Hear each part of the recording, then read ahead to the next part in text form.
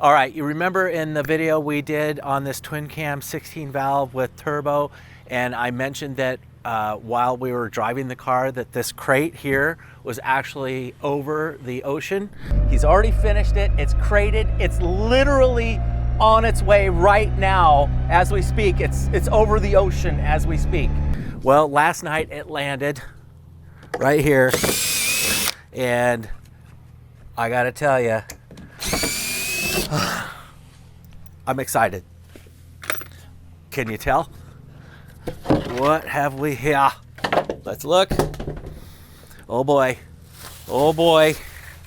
Oh boy. Oh boy. Oh mama. Oh mama.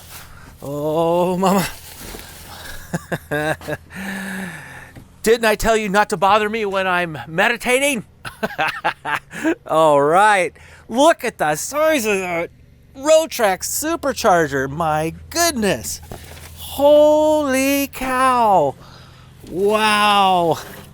Wow. Wow. Well, there it is, ladies and gentlemen. A piece of art.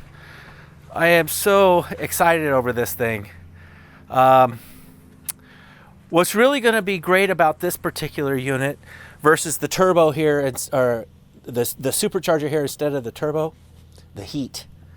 So having a belt-driven supercharger right here, the heat, that's a big deal. I feel like I might have to louver this bonnet. You can see we wrapped the wiring harness and everything in the heat tape, and of course we wrapped everything with the blanket and the header. We're trying to keep as much heat out of the away from the wiring especially, but I think I'm going to have to louver this bonnet here. I want to get some more heat out of this area. We do have an electric cooling fan here that we do keep, that stays on. It goes on when it needs to, and it stays on when I turn the car off, but keep the key on, so that's important. This, however, this is an entirely different animal, and I'm really getting excited about taking this out of this box and putting it in that little gray box with a bonnet on it. Anyway, that's going to be fun. Keep watching the channel and watch us bolt this motor in our car, and stay tuned.